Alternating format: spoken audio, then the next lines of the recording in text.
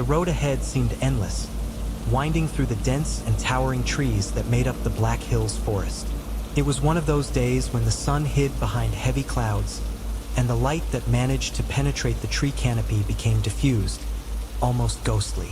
The car moved slowly, cutting through the landscape like an arrow, but inside, the atmosphere was far from tense. In fact, we were laughing about something trivial, as we always did, feeling invincible in each other's company.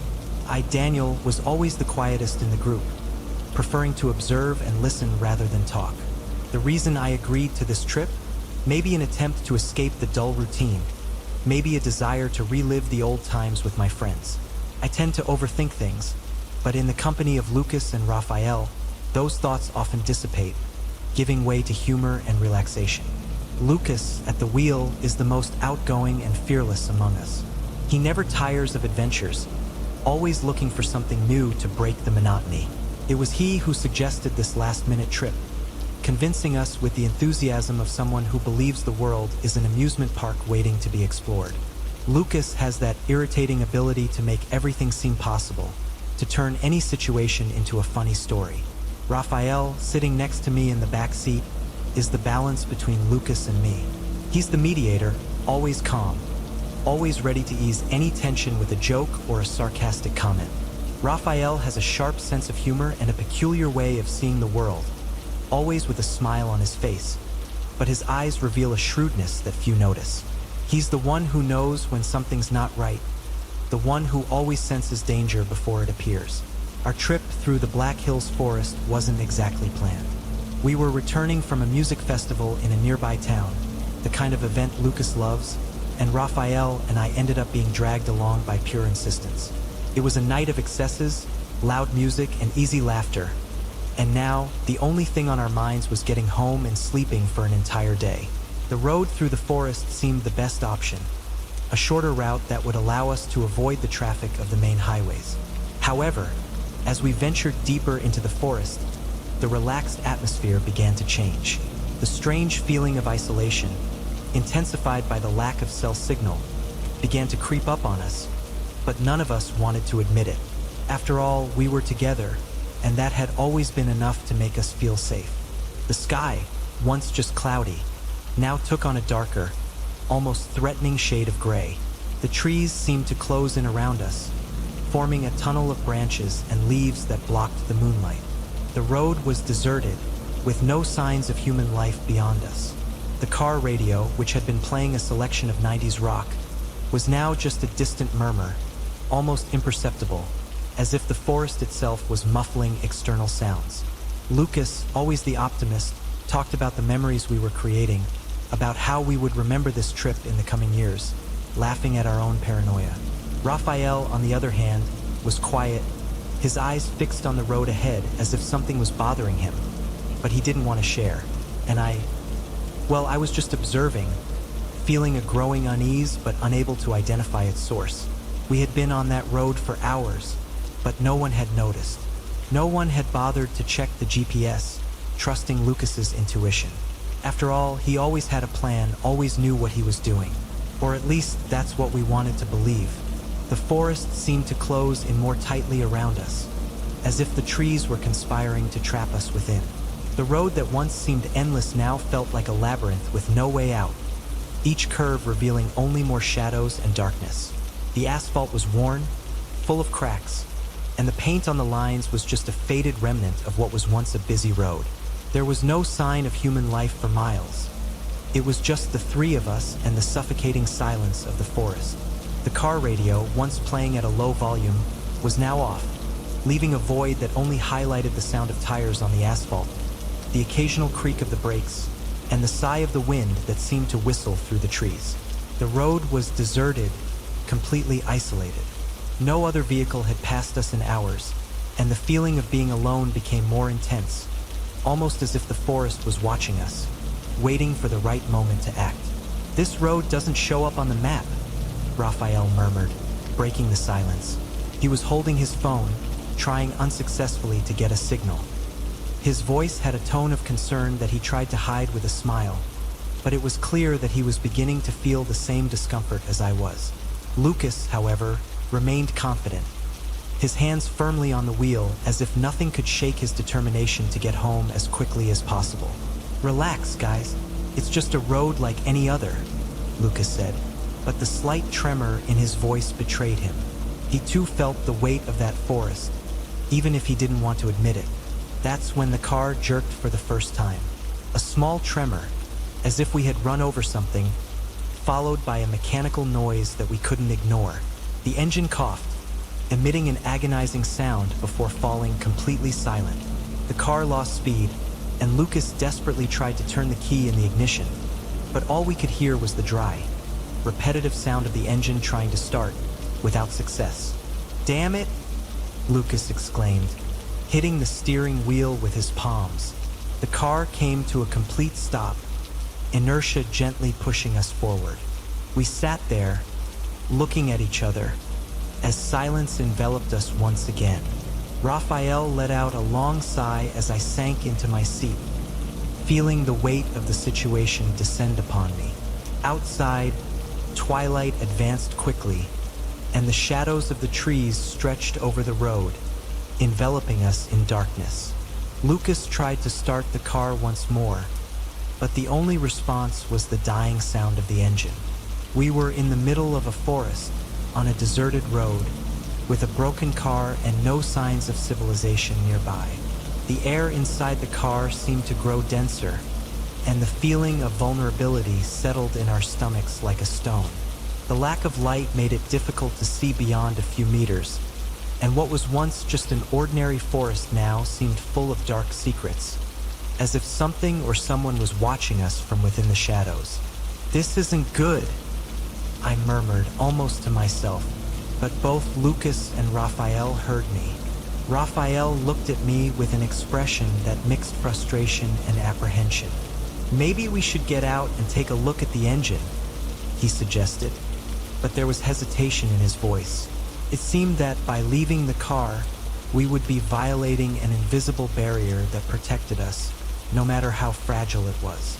"I'm going to try one more time," Lucas said, ignoring Raphael's suggestion, turning the key again with more force, as if he could will the car to start. But the result was the same. Nothing. The wind outside seemed to pick up, shaking the treetops with more vigor. The sound of dry leaves and broken branches seemed to grow louder, reverberating in our ears. We felt that the forest around us was alive, pulsing with an energy we didn't understand, a silent presence that enveloped us like a blanket of fear. "It must be the battery," Lucas finally conceded, but his voice was lower, almost a whisper. "Or, I don't know. What do we do now?" The answer didn't come immediately. We all fell silent, listening to the forest around us, waiting for something we didn't know what it was. A sound, a movement, a sign that we weren't as alone as we thought. It was then that Raphael looked out the window and murmured, almost inaudibly, "There's something wrong with this forest." I knew exactly what he meant, but none of us were ready to admit what we already felt deep down. Something wasn't right, and for the first time, the idea of leaving the car seemed terribly dangerous.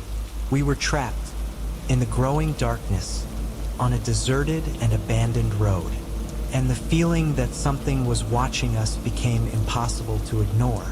"Let's get out and see what we can do," Lucas said, forcing a smile that didn't reach his eyes. There was determination in his voice, but also something else.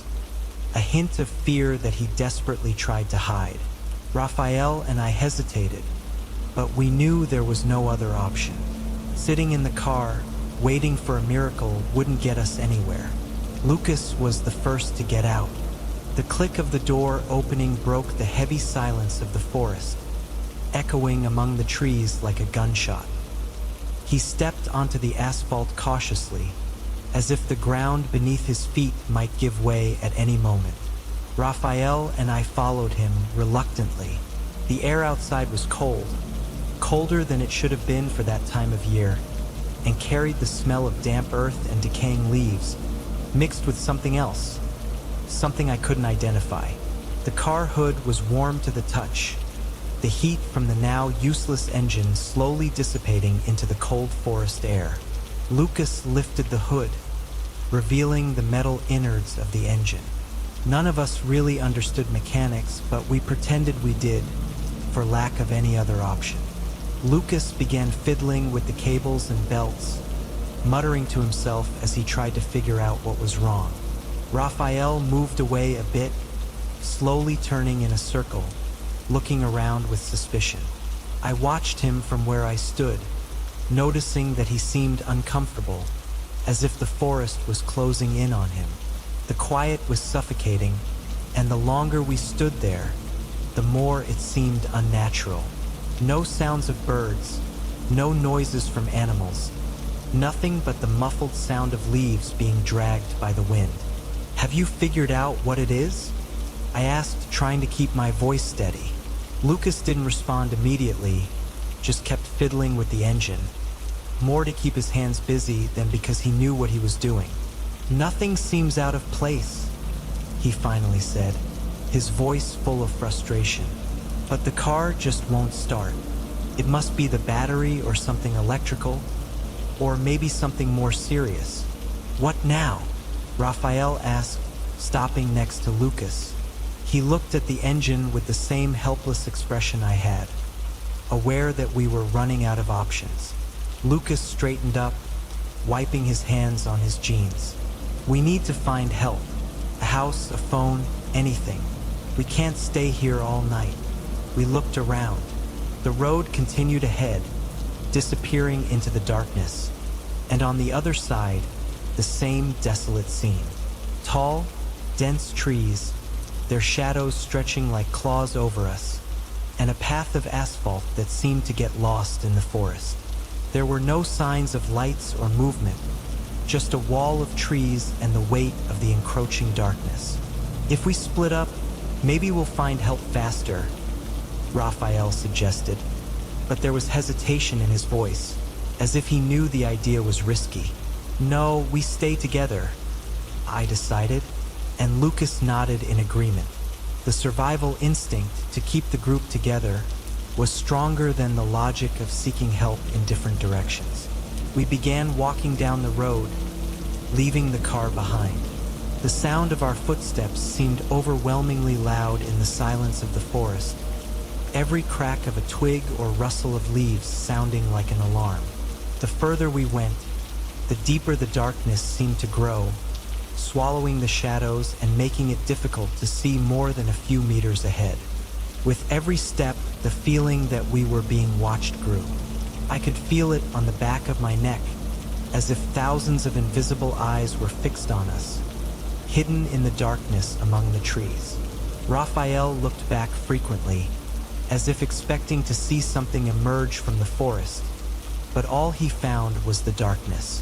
Lucas was further ahead, forcing the pace as if trying to leave behind the feeling of vulnerability that surrounded us. He kept his gaze fixed ahead, but I knew he felt the same as us, the growing discomfort, the fear that was beginning to creep in slowly.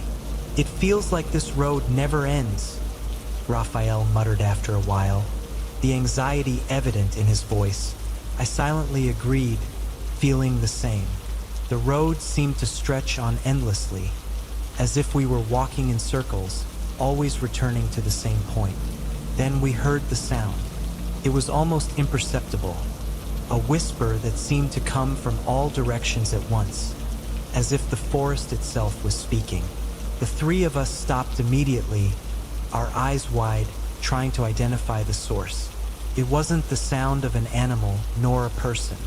It was something else, something we couldn't define.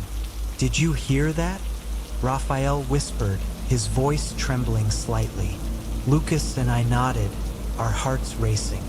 The sound stopped as quickly as it started, leaving behind an even more oppressive silence. "We should go back to the car," Lucas said, the confidence in his voice now completely shaken. No one argued. We hurried back, the tension growing with every step, with the feeling that something or someone was following us, hidden in the darkness. When we finally reached the car, the feeling of relief was brief. We stood there, panting, looking at the deserted road and the forest that surrounded us. Night had fully fallen, and the only light we had came from our cell phone flashlights, which were beginning to weaken. "We should have brought more batteries," Raphael said, holding his phone tightly as if it were the only thing keeping us connected to reality. Lucas was silent, staring intently at the road ahead, as if expecting to see something emerge from the shadows. "I think we're not alone," I murmured, and the two of them looked at me. It was a truth we all already felt, but no one wanted to admit. The sound returned, louder this time, a closer whisper, but again, we couldn't pinpoint where it was coming from. It was as if the forest itself was whispering, mocking our vulnerability. The tension in the air was palpable, and for the first time since it all began, I felt genuine fear, a fear that went beyond rationality, a primal fear. "Let's get back in the car," Lucas said, his voice low but full of urgency. Raphael and I didn't hesitate. We got into the car, locking the doors immediately, as if the metal and glass could protect us from something we couldn't even see. Inside the car, the silence was even more oppressive, and the feeling of being watched increased. Lucas tried to start the car again, but the engine remained dead. The whispering sound outside intensified, louder, closer, and what once seemed to be just an indistinct noise now began to take shape words, but in a language we didn't know. "This can't be happening," Raphael whispered, panic beginning to overtake him, and I, for the first time, didn't know what to say to comfort him, because something was very wrong in that forest, something that defied our understanding, and we were stuck right in the middle of it. The silence inside the car was absolute. Lucas still held the key in the ignition, as if he was paralyzed, unable to accept that the car wouldn't start again. Raphael stared into the darkness outside, his eyes wide, his breathing heavy. I, on the other hand, tried to listen beyond the sound of blood pounding in my ears, searching for any sign that the whisper was just in our heads. But it wasn't. Outside, beyond the glass fogged by our nervous breaths, something moved. It was a subtle movement, almost imperceptible, but enough to catch our attention. Raphael was the first to notice. He leaned forward, his eyes squinting, trying to focus on the darkness. "Did you see that?" he whispered, his voice barely audible. Lucas and I followed his gaze, but at first, we saw nothing but the blackness that surrounded the car. But then, another movement, a shadow, dense and fluid, that seemed to glide between the trees, slowly approaching. My heart began to beat faster, and I felt adrenaline surge through my body like an electric current. "There's someone out there," Lucas said, finally letting go of the key and straightening up in his seat. His voice was tense, caught between relief and fear. The idea that there might be someone out there to help us seemed too good to be true. Seconds dragged on until the shadows began to take shape. 3 figures appeared on the road, their movements slow and deliberate, as if they were studying us, deciding how to approach. At first glance, they looked human. Tall, slender, cloaked in garments that swayed with the breeze, their silhouettes barely illuminated by the weak beams of our flashlights. "Finally, someone," Raphael said, but there was something in his voice that betrayed growing unease.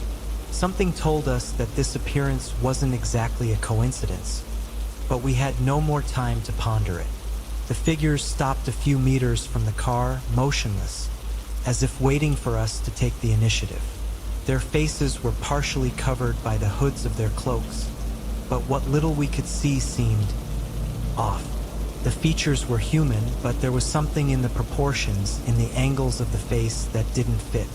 It was as if they had been drawn by hands that didn't fully understand human anatomy. "Should we get out and talk to them?" I asked, my voice trembling slightly. I didn't want to admit it, but I was terrified. There was something deeply unsettling in the way those figures watched us, as if they knew more about us than we did. Lucas hesitated, his hand already on the door. He looked at me, then at Raphael, seeking some kind of confirmation. Finally, he nodded, more to himself than to us, and opened the car door. The creak of the hinge sounded shrill in the forest silence. We got out one by one, reluctant but with no better alternatives. The figures didn't move. They just stood there, watching as we approached, their heads slightly tilted to the side, as if they were curious, as if they were trying to decide what we were. When we finally stood face to face with them, the feeling that something was terribly wrong became even stronger.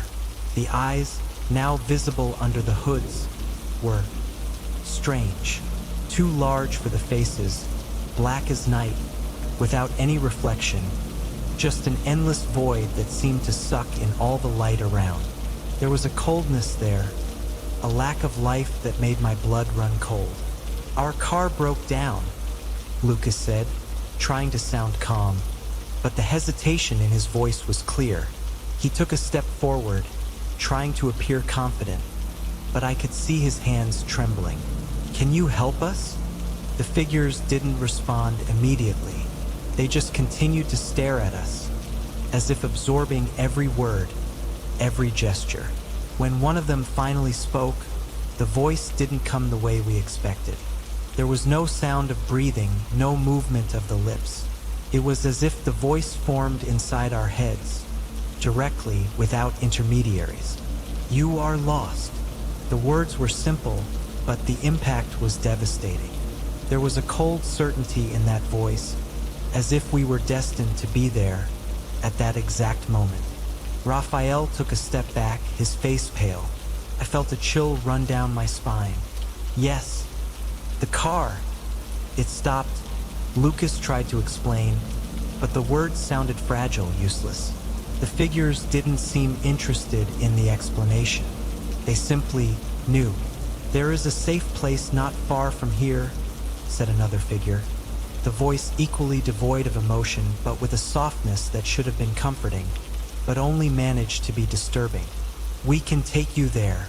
Part of me wanted to believe, wanted desperately to accept that help, to leave that deserted road, to escape the suffocating darkness that seemed to engulf us. But something stopped me.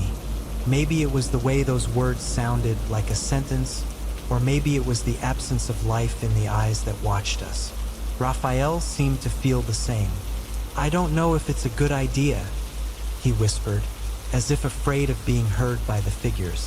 Lucas looked at us, undecided, but before he could speak, one of the figures took a step forward.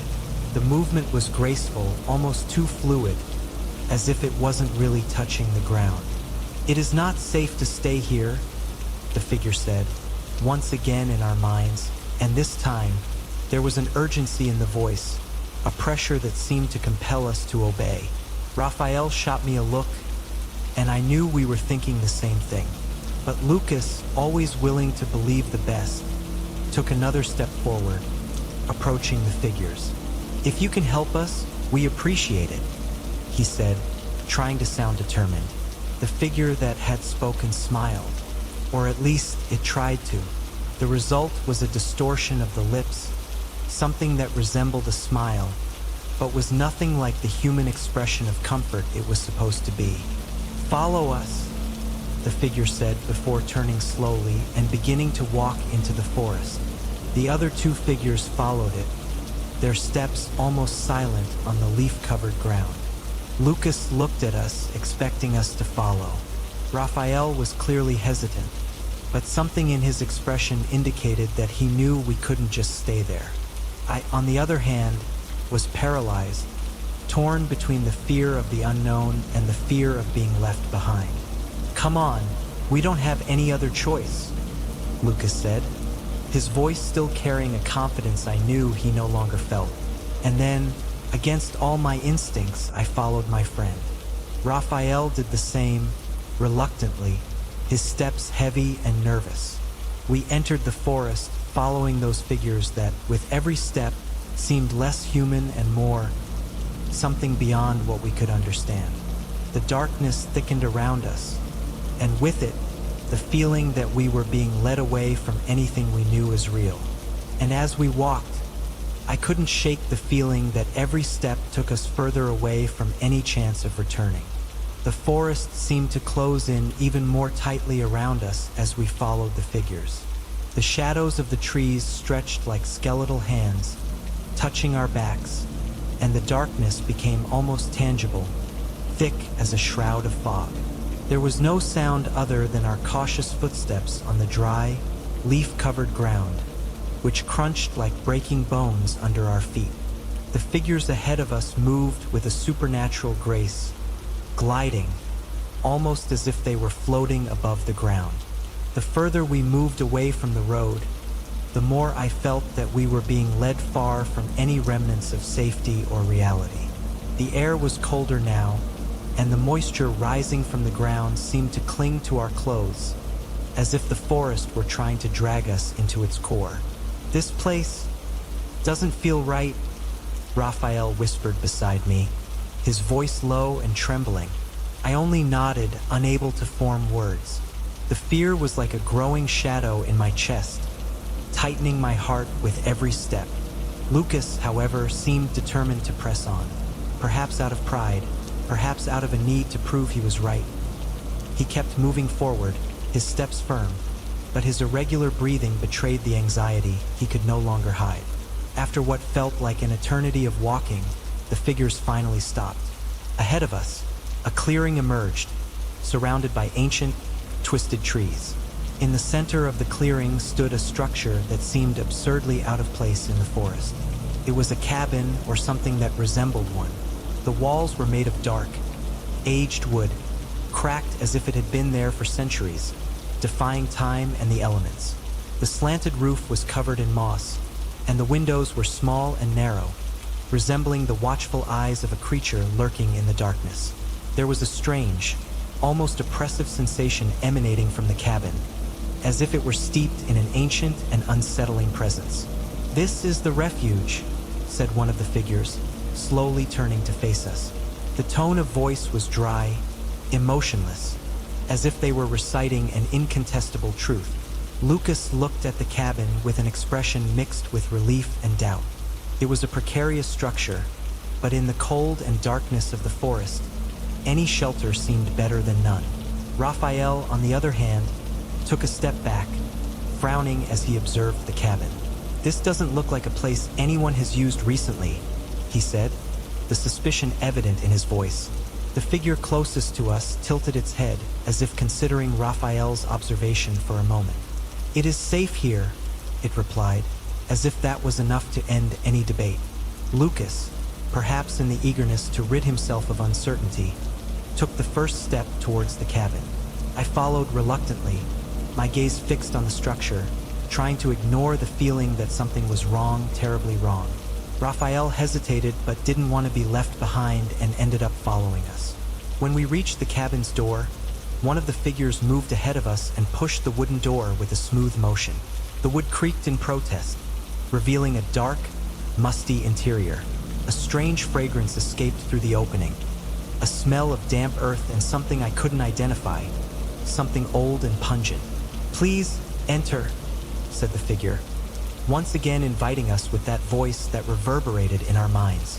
We entered the cabin one by one, the wooden floor creaking under our feet. The interior was surprisingly spacious, but dark. The walls were covered with engraved symbols, drawings I couldn't recognize, but that seemed to pulse with an energy of their own. A stone fireplace, where a weak fire burned, illuminated the space with a flickering light and cast unsettling shadows that danced on the walls.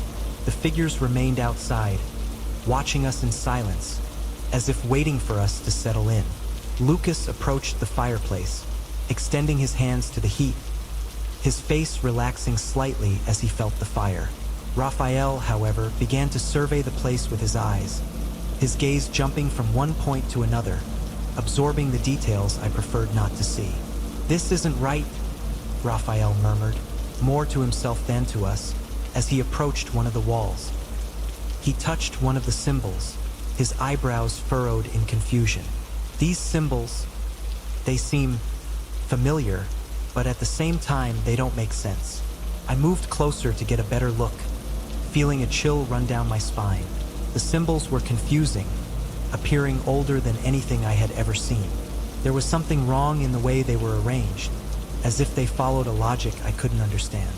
Lucas, noticing our unease, tried to calm us down. "It's just an old cabin," he said, his voice strained. "Maybe used by hunters or whoever. Let's not start imagining things." But Raphael wasn't convinced.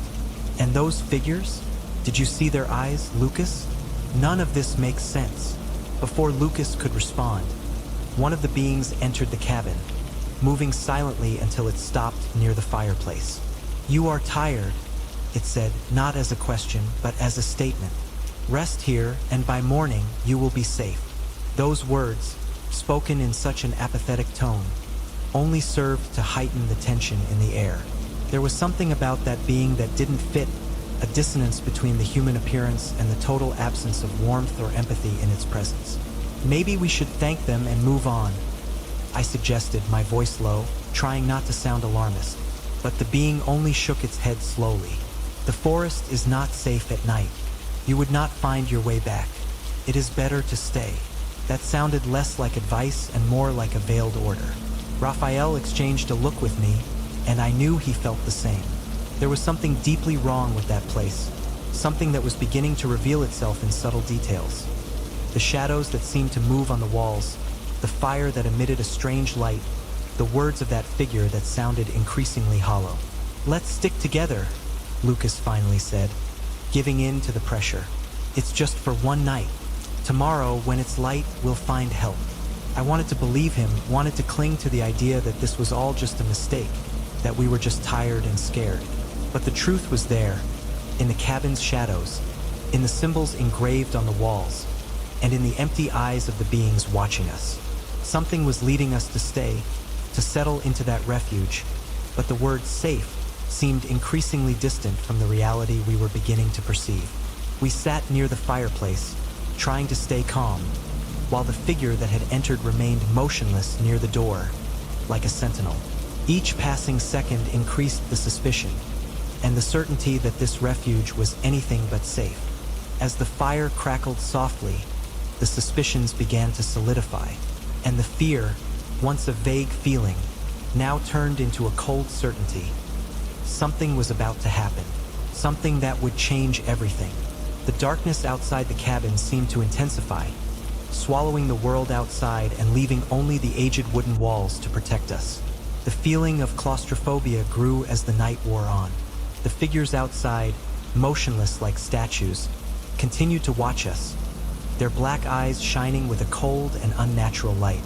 Seated around the fireplace, we tried to find some comfort in the warmth of the fire, but the crackling flames were weak and irregular, as if they were struggling to survive, reflecting the state of mind that was beginning to dominate us. The cabin, which was supposed to be a refuge, now seemed like a trap, a prison surrounded by a forest that was far from ordinary. "I don't like this," Raphael murmured, his voice low, almost a whisper. He was pale, his hands trembling slightly as he held them close to the fire.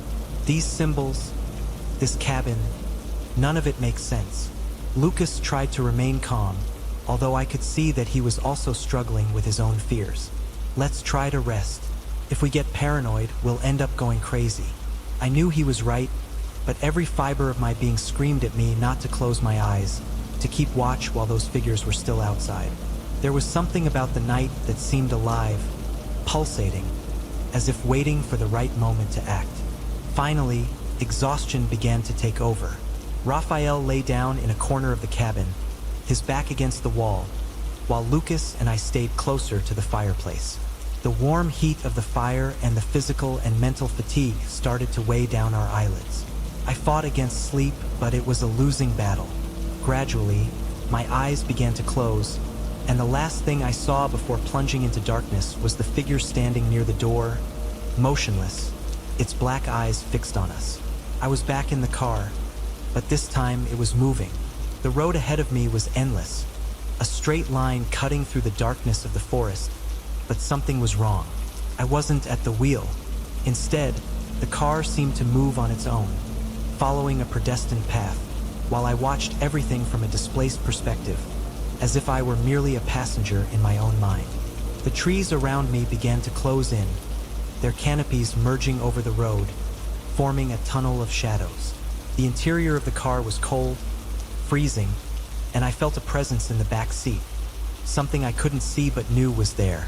The rearview mirror showed only darkness, but I could feel invisible eyes fixed on me, watching every movement, every breath. The car accelerated, and the sound of the engine, once dead, now roared with a threatening intensity. I tried to move my hands, but they didn't respond. It was as if I were paralyzed, trapped in a nightmare from which I couldn't wake. And then, out on the road, I saw something. A figure standing in the middle of the asphalt, tall and slender, with black eyes shining in the darkness. The car didn't slow down. On the contrary, it seemed to speed up toward the figure, as if drawn to it. I tried to scream, but no sound came out of my mouth. The figure grew closer and closer, and then, at the last second, the car veered violently to the left, throwing me against the door. The impact made the world around me spin, and the car skidded off the road, crashing hard into something invisible. I felt the impact, the sound of metal twisting and glass shattering, but darkness engulfed me before I could understand what was happening. I woke with a start, my heart pounding in my chest, the sound of the impact still echoing in my ears. It took me a few seconds to realize where I was, in the cabin next to the fireplace, which was now almost out, the embers dying slowly.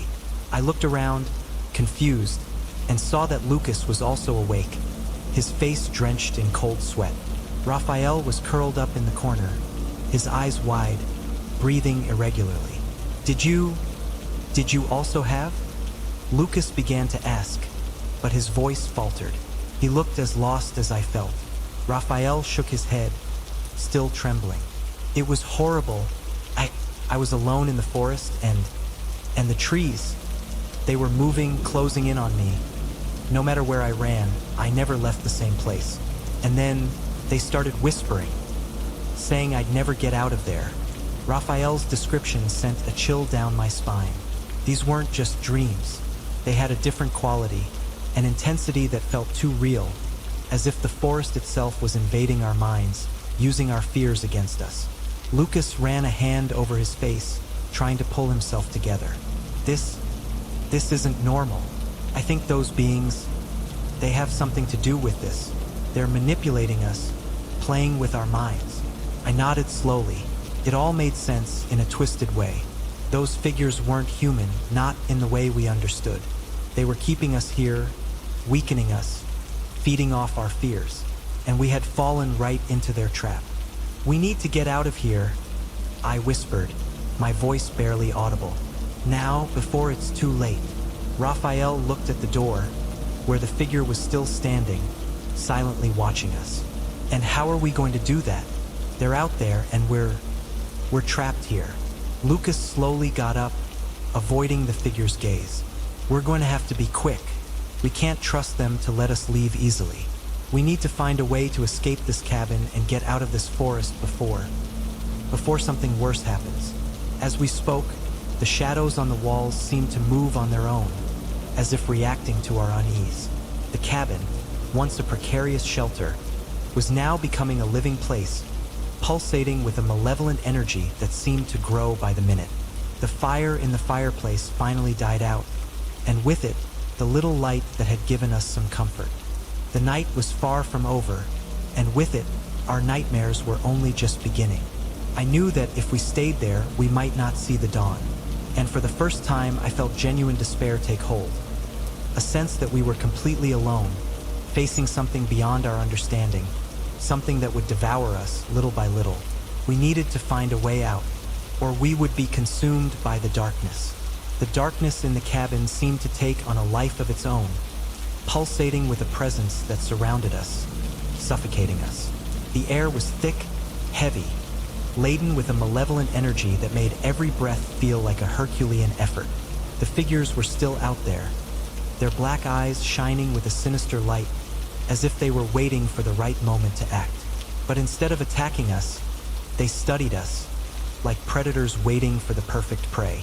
Lucas, Raphael, and I remained together, but the tension between us was palpable. The notion that we couldn't trust anything, not even ourselves, was etched into our minds. And then the figures began to move. One of them approached the door, its movements slow, almost hypnotic.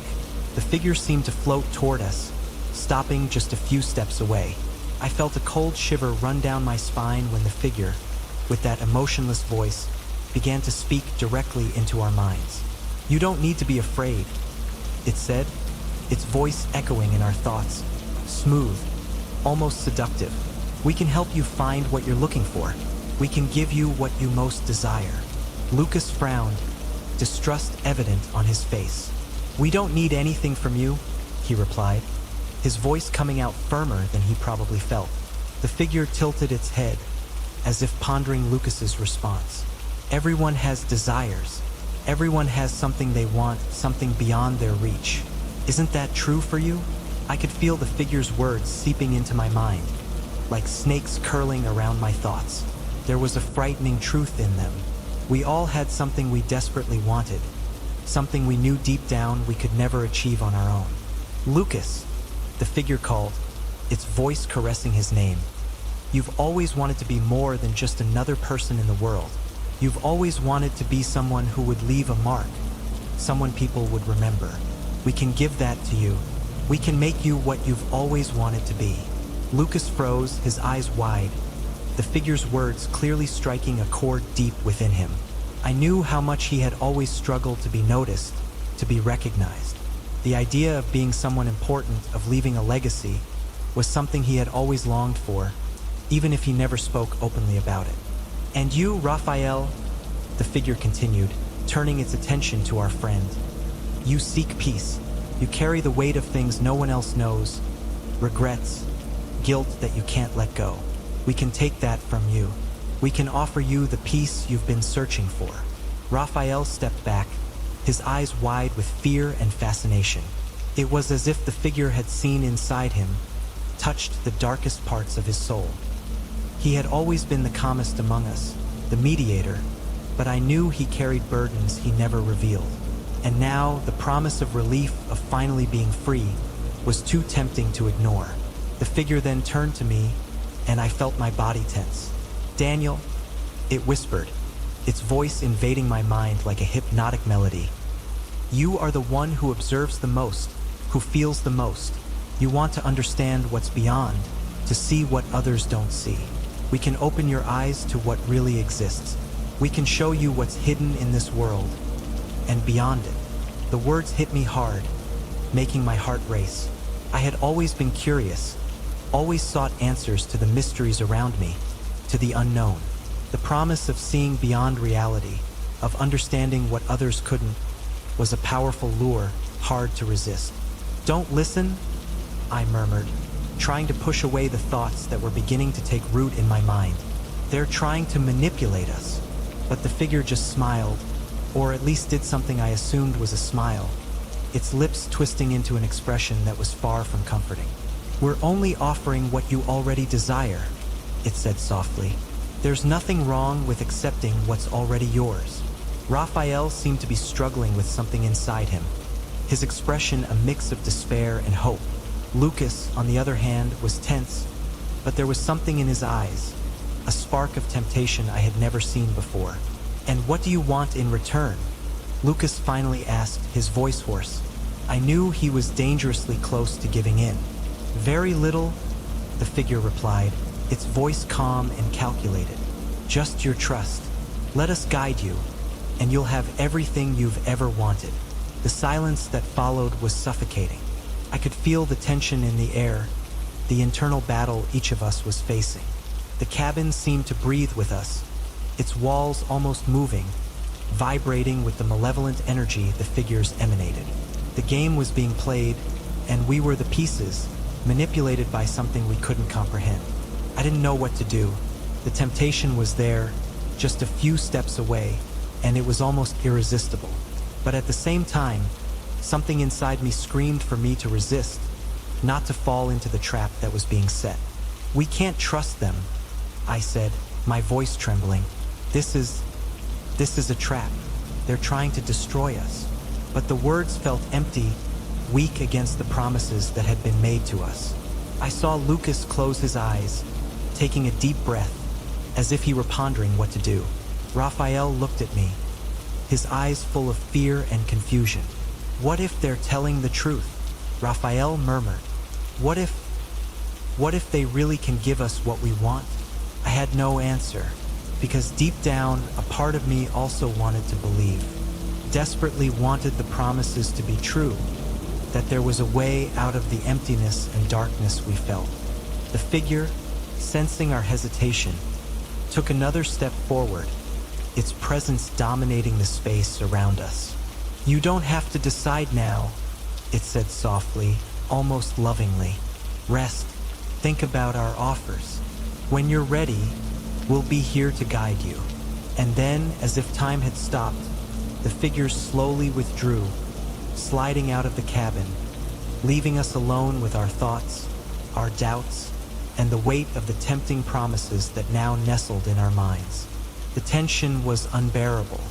The night seemed to stretch on infinitely, each minute bringing a new torment, a new internal battle.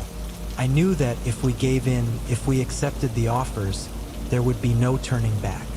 And yet, resisting seemed almost impossible. The night dragged on, stretching like an endless nightmare. The silence inside the cabin was only broken by the sound of our nervous breathing.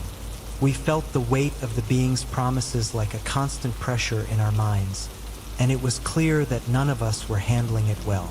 Lucas paced back and forth, unable to stand still, his eyes fixed on the ground as if he were fighting an internal battle. Raphael sat near the extinguished fireplace, his arms crossed over his chest, his face pale and his lips pressed into a thin line. I watched them, trying to push away the dark thoughts that began to take root in my mind. But the influence of those beings was like a poison, slowly corroding our willpower. "We need to get out of here," I whispered, more to myself than to them. But my words sounded empty, as if the cabin itself absorbed them, stealing their impact. Lucas stopped abruptly and looked at me, his eyes filled with tension. "And go where, Daniel?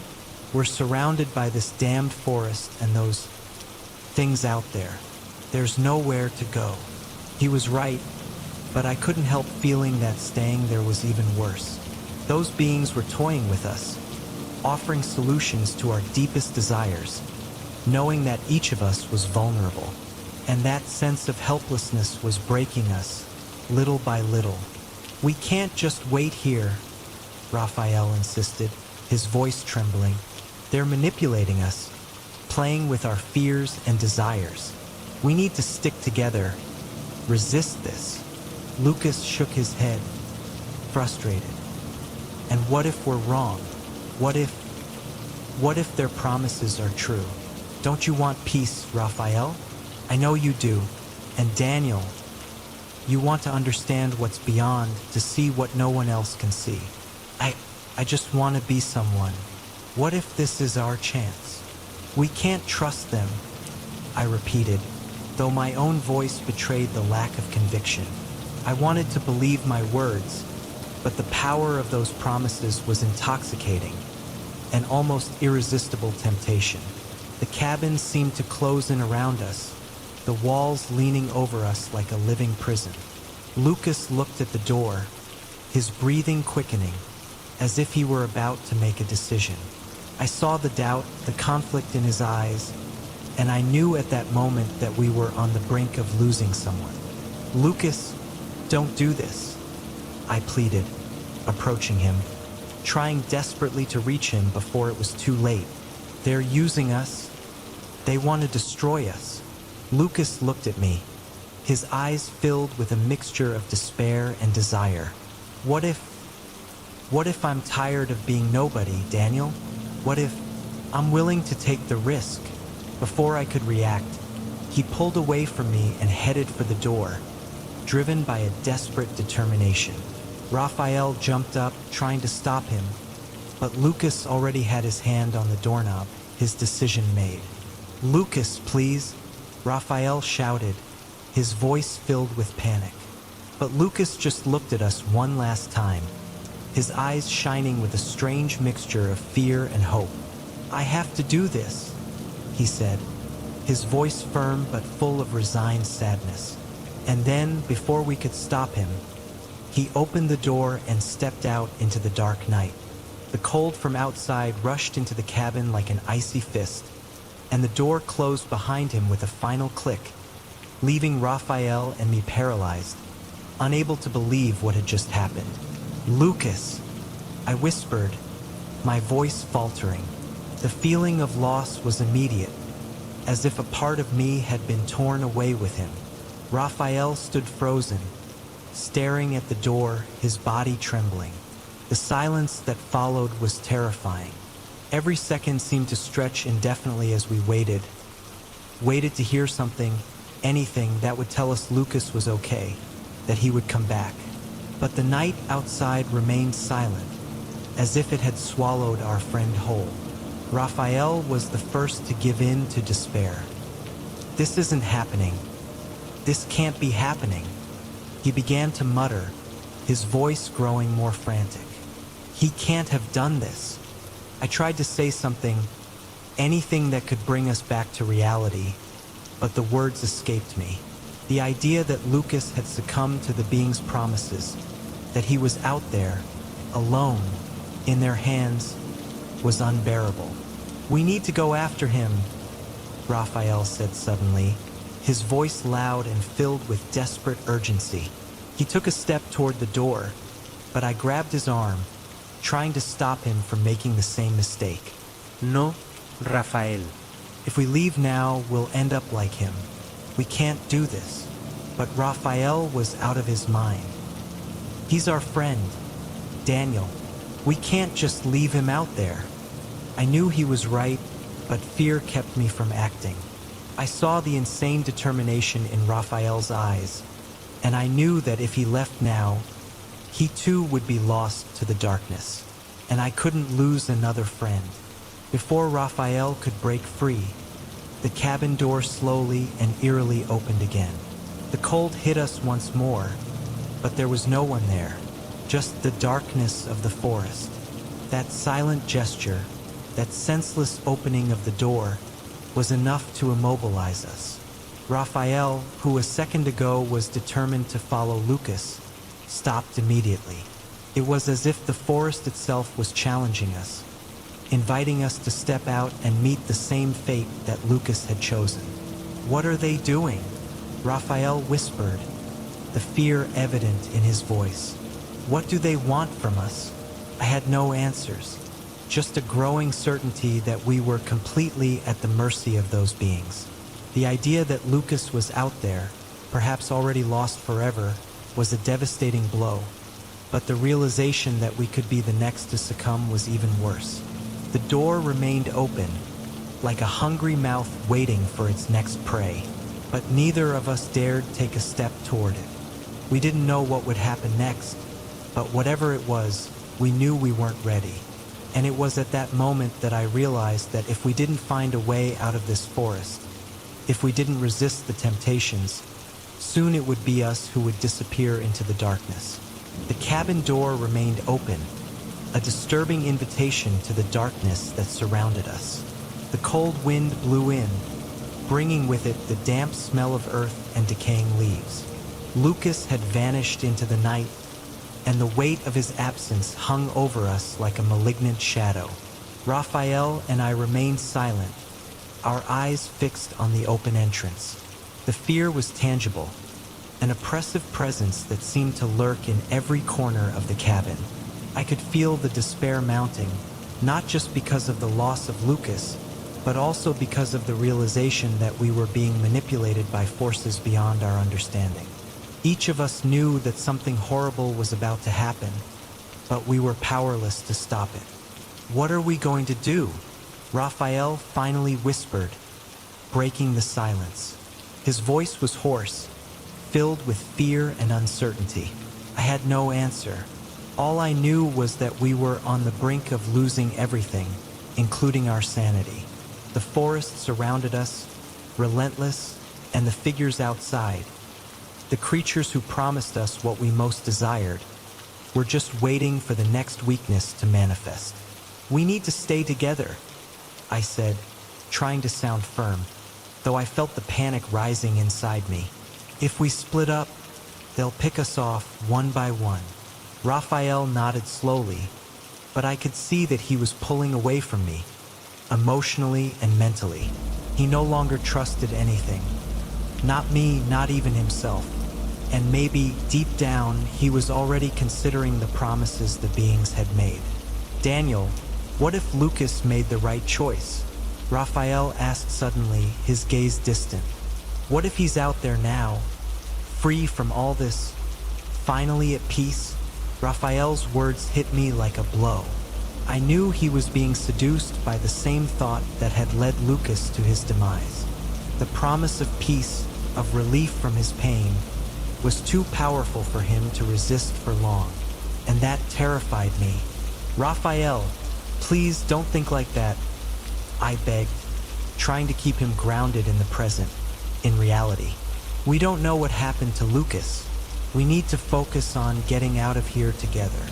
But Raphael just shook his head, the doubt rooting itself deeper in his mind. "What if this is all that's left for us?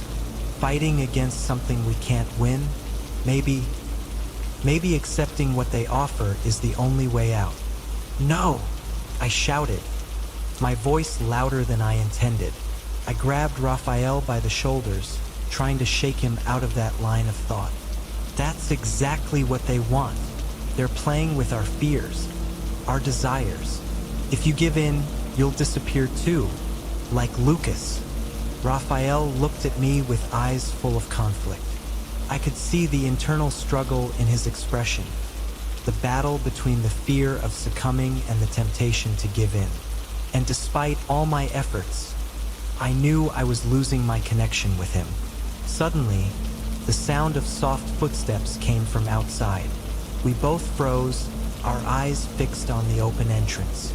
The sound grew closer, and soon we saw a figure slowly approaching, emerging from the shadows of the forest. For a moment, my heart leaped in the hope that it was Lucas, returning to us. But when the figure finally entered the cabin, I knew that reality was much darker. It was one of the creatures. It looked different now, more human. Its features were softer, more familiar, and there was an almost gentle expression on its face. But its eyes, those black, lifeless eyes, like infinite wells, left no doubt about its true nature. "The choice isn't that difficult," said the creature, its voice invading our minds as before, but this time with a seductive softness. "Lucas found what he was looking for, and why do you fight the inevitable? We only want to help you find peace." I felt Raphael tremble beside me, his defenses crumbling. He was about to give in, and I knew that if he took that step, I would be completely alone.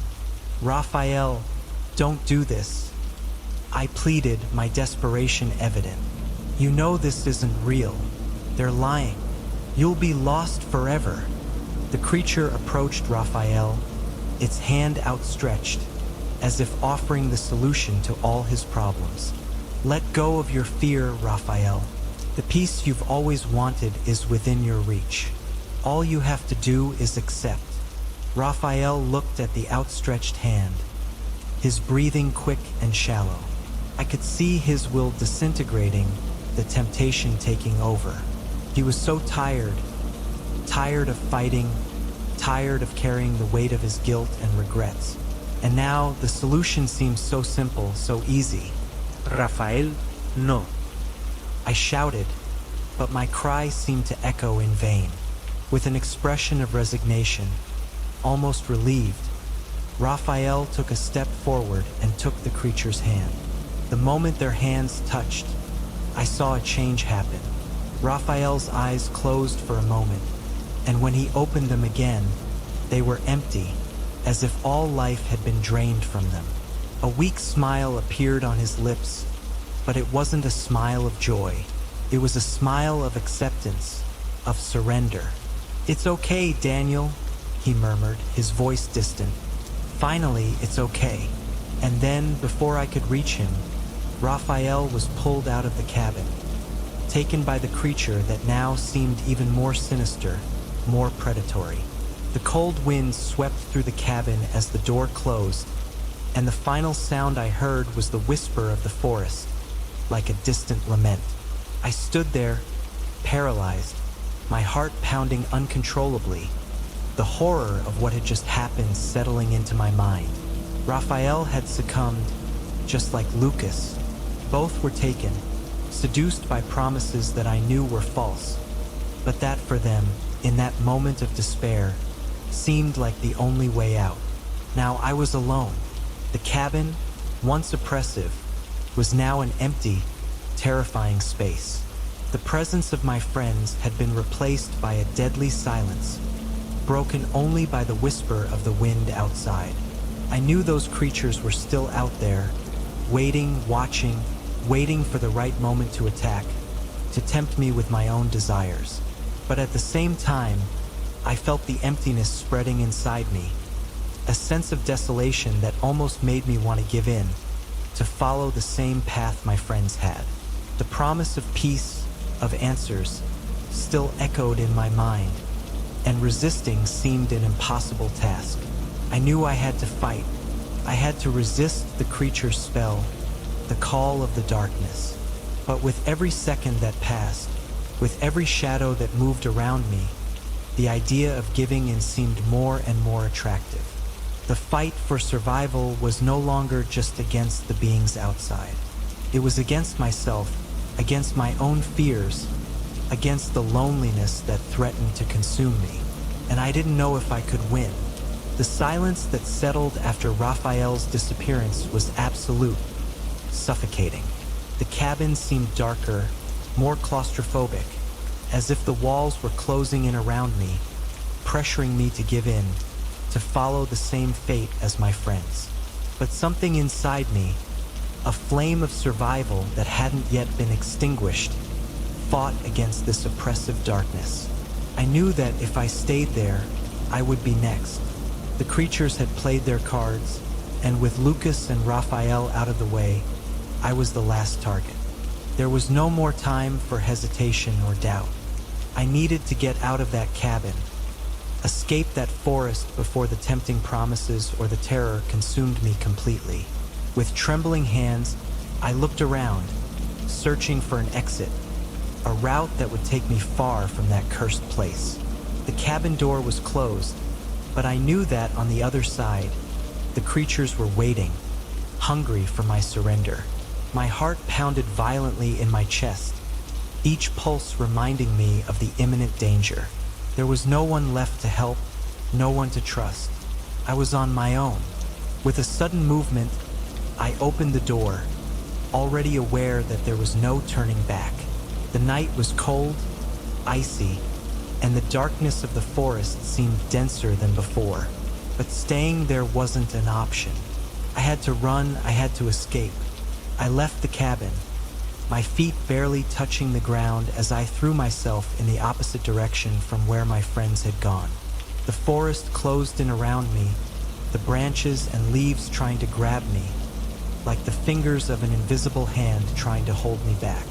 The sound of my footsteps echoed in the night, and behind me, I could feel, more than hear, the creatures beginning to follow me. The race was desperate, each step a great effort to stay ahead of the approaching shadows. The terrain was treacherous, full of roots that seemed to stretch out to trip me, but fear kept me on my feet, pushing me forward.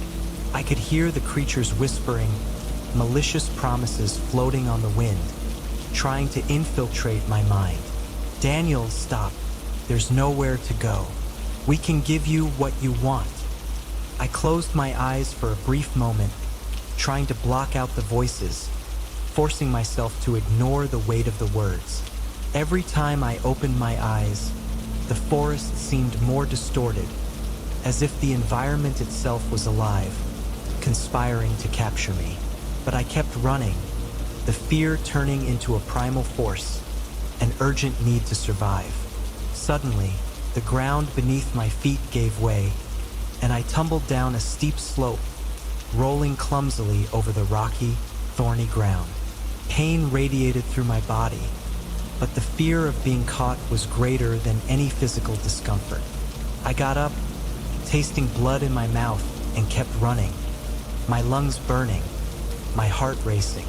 The sound of something or someone following me was incessant, like a rhythmic beat that wouldn't let me forget that danger was just a step away. Amid the darkness, I saw a clearing ahead, a small open area where the faint light of the moon penetrated through the trees. That could be my way out, my last glimpse of hope. I ran toward the clearing with all the strength I had left, knowing that if I could reach it, I might have a chance to escape. But the clearing, when I finally reached it, was different from what I expected. The trees around were twisted and dead, as if something had drained the life out of them. And in the center, there was a small opening in the ground, like a gaping mouth, dark and inviting. The sound of the creatures whispering intensified, and I realized they were trying to lead me into that hole, that bottomless darkness. I stopped, panting, my mind spinning with the remaining options. I could feel the creatures approaching, their presences like cursed shadows moving across the forest floor. There was no more time, and my only choice was to move forward or surrender. Fleeing seemed impossible, but I couldn't stop. My body was exhausted, but the fear of succumbing, of becoming another victim of the forest, was stronger. I had no plan, no idea how to get out of this nightmare, but one thing I knew: I couldn't let myself be captured. With a desperate cry, I veered away from the opening in the ground and ran in the opposite direction, back into the dense forest. I heard the creatures behind me, the sound of their voices growing closer, but something inside me refused to give up. I ran, even without seeing a foot in front of me, guided only by instinct and the desire to survive. The minutes dragged on like hours, the forest seeming endless. The pain in my body was unbearable, the cuts and scratches burning like fire, but I kept going. At some point, the creatures' whispers began to fade, but I didn't slow down. I couldn't risk stopping, not while fear still pulsed in my veins. Finally, when my legs were about to give out and my breathing had turned into a series of uncontrollable gasps, I saw something ahead. A faint glow, a flash of light. I forced myself to run toward the light, each step a battle against despair and exhaustion. And then, I exited the forest. The glow I had seen was from a car's headlights parked on the side of a road. I could hardly believe it. The road was there, stretching out before me like a lifeline. With one last effort, I crossed the line of trees and fell to my knees on the asphalt, my vision darkening as the adrenaline finally wore off. I was out. I had escaped. The sun was beginning to rise on the horizon when I was found. A driver passing by the road stopped when he saw my exhausted, wounded body. He took me to a hospital in the nearest town, and throughout the trip, I remained silent, unable to speak about what had happened, about what I had left behind in the forest. The following weeks were a blur of medical visits and questions I couldn't answer. The authorities searched for Lucas and Raphael, but, as I feared, they found no trace of them. The forest had swallowed them, like so many others before them, leaving behind only the echo of their fatal decisions. I was the only survivor, but I was far from unscathed. The nights were haunted by nightmares, visions of the creatures that had pursued us, of the black eyes that watched me in the darkness. I knew that, somehow, something from Black Hills Forest had followed me, clinging to my soul like a parasite. No matter how much I tried to forget, the memories were etched into me, deep and permanent. Eventually, I returned home, but life was never the same. The whispers I heard in that forest sometimes returned, especially on the darkest nights, as a reminder that the darkness is never far away. The loneliness I felt after losing my friends was a constant pain, a wound that never fully healed. I began to avoid forests, any place that reminded me of Black Hills Forest. But even in places that should be safe, I felt its presence, as if the forest was still watching me, waiting for the right moment to claim me once and for all. And I knew, deep down, that I would never truly be free. And so, over time, I accepted that although I had escaped with my life, I never really left that forest behind. It was with me, in my dreams, in my thoughts, in every shadow that passed unnoticed in the corner of my eyes. I was the survivor, but the scars I carry remind me daily of the price I paid for that survival. Some places I realized hunger for souls, and Black Hills Forest is one of those places, patiently waiting for those foolish enough to venture through its deserted roads, where fatal decisions echo forever. If you liked this story, subscribe to the channel and take the opportunity to watch the next story that's showing on the screen.